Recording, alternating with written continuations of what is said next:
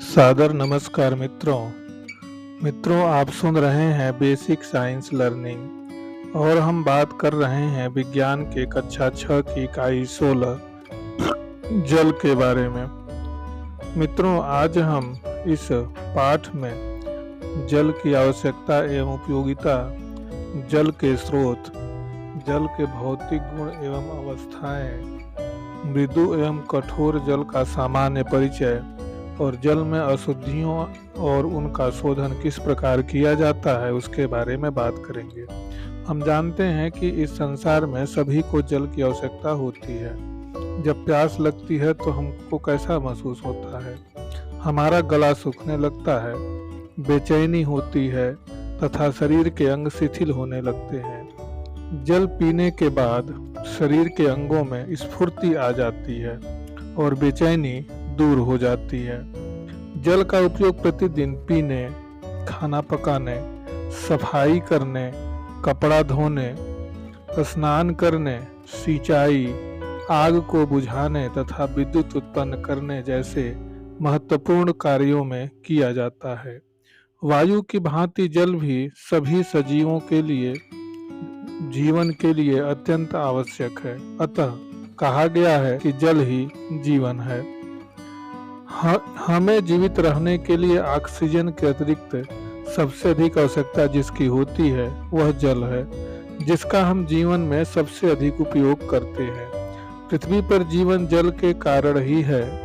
अतः जल प्रकृति द्वारा दिया गया एक अनमोल उपहार है। अतः हमें इसे संभल कर खर्च करना चाहिए। जल की उपयोगिता एवं आवश्यकता गृह कार्य के अतिरिक्त कृषि, उद्योग, बिजली बनाने आदि में किया जाता है। अतः हमको जल के महत्व के बारे में समझना होगा और उसके बारे में जानना भी होगा। आइए हम जल की उपयोगिता के बारे में बात करते हैं।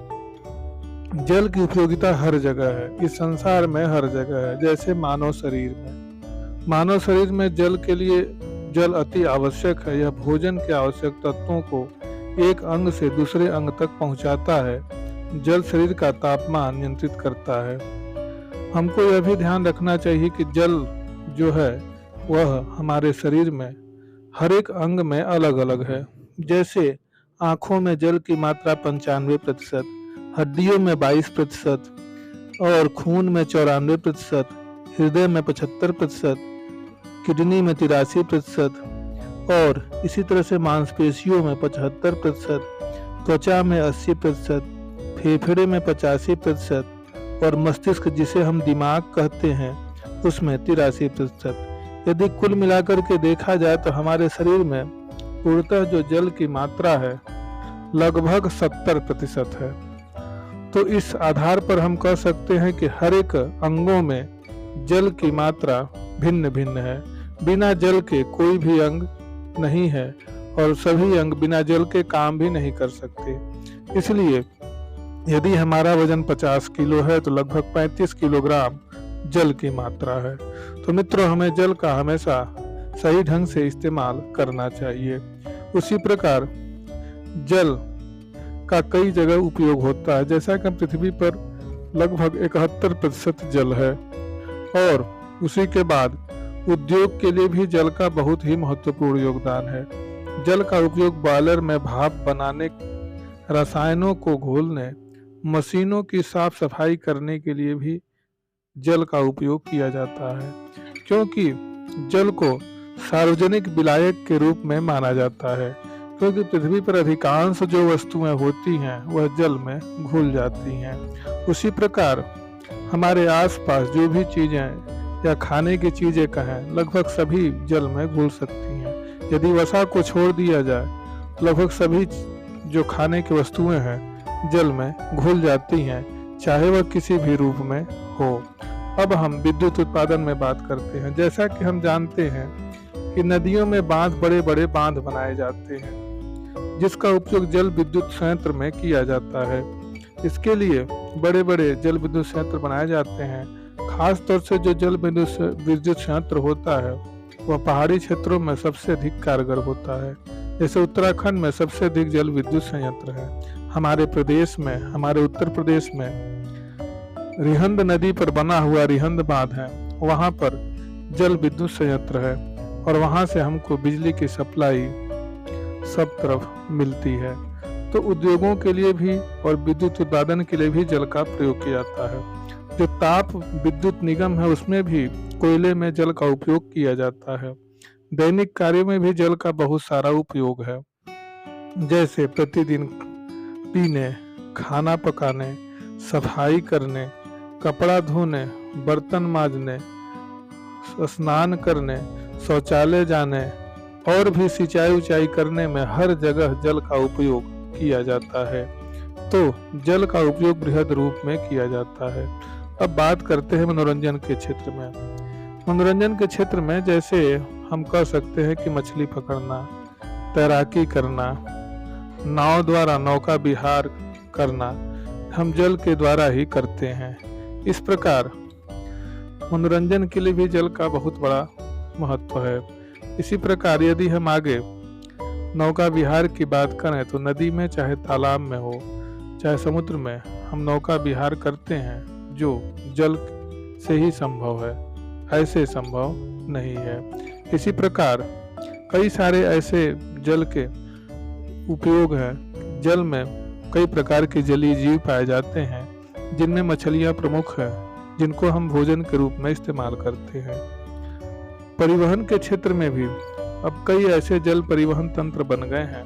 बड़े बड़े समुद्र के किनारे बंदरगाह स्थित हुए हैं, जो बड़े बड़े जो पानी के जहाज होते हैं वे जल में चलते हैं और जिससे हमारा परिवहन आसानी से आवागमन सुविधाजनक हो गया है। कृषि की बात करें तो कृषि क्षेत्र में भी जल का बहुत बड़ा महत्व है, चाहे बीजों के अंकुरण के मामले में हो, चाहे पौधों में प्रकाश संश्लेषण की क्रिया के बारे में हो, ये सभी के लिए जल आवश्यक है। पौधों की जैविक क्रिया हेतु जल आवश्यक है, चाहे वाष्पोत्सर्जन हो या श्वसन हो। बिना जल के खेतों में सिंचाई असंभव है, क्योंकि बिना जल की खेती नहीं की जा सकती। परिवहन के लिए जैसा कि हमने बताया कि नदियों, झीलों एवं समुद्रों में नाव की सहायता से सामान एवं मनुष्य एक स्थान से दूसरे स्थान तक आ जा सकते हैं। इसके लिए बड़े बड़े नाव, पानी के जहाज, छोटे जहाज, सभी प्रकार के पानी के जहाज उपयोग में लाए जाते हैं। आधुनिक युग में हवाई जहाज भी पानी में उतरने का एक अच्छा माध्यम बन गया है। तो परिवहन के लिए जल का बहुत महत्व है। अब हम बात करते हैं जल जीवधारियों का मूल घटक है। जैसा कि हमने बताया लगभग 70% हमारे शरीर में जल है। जल जीवधारियों का मूलभूत घटक है, चाहे वह किसी भी क्षेत्र में हो। सभी पेड़ पौधों एवं जंतुओं के शरीर में जल बड़ी मात्रा में उपस्थित रहता है। जैसे हमारे शरीर में भार के अनुसार जो जल है वह 70% है, हाथी के शरीर में 80%, जबकि पेड़ पौधों में जो जल की मात्रा होती है वह 60% होती है। हम जानते हैं कि जल का हर जगह उपयोग होता है। इसी प्रकार सजीवों में के शरीर में भी अधिकांश जल की मात्रा पाई जाती है। तो कोई भी सजीव हो, सभी में जल की मात्रा रहेगी। इस आधार पर जल जीवधारियों का एक मूल घटक माना जाता है।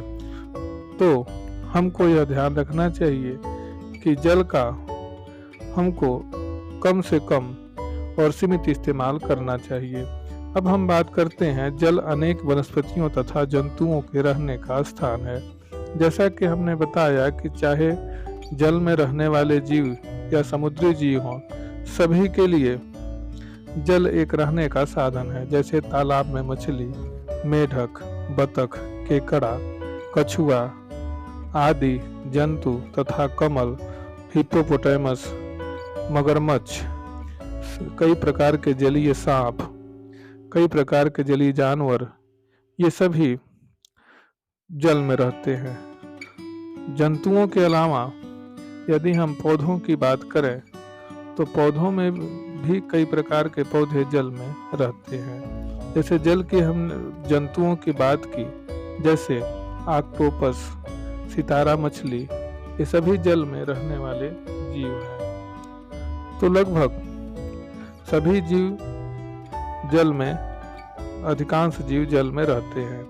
और यदि हम पौधे की बात करें तो पौधों में मुख्य रूप से कमल, सिंघाड़ा, जलकुंभी आदि जितने भी पौधे होते हैं ये सब जल में पाए जाते हैं। उसी प्रकार जंतु में कहें तो सीपी और शंख ये सभी, या प्राण जिसे हम झींगा मछली कहते हैं, और कई प्रकार की मछलियां भी जल में पाई जाती हैं। अब जल के अलावा यदि पौधे की बात करें तो पौधे में कमल, सिंघाड़ा, जलकुंभी, हाइड्रीला, वेलिस्नेरिया कई प्रकार के शैवाल जल में पाए जाते हैं। तो मित्रों, इसी के साथ यह भाग समाप्त होता है। अगले भाग में जल के स्रोत के बारे में बात करेंगे। धन्यवाद।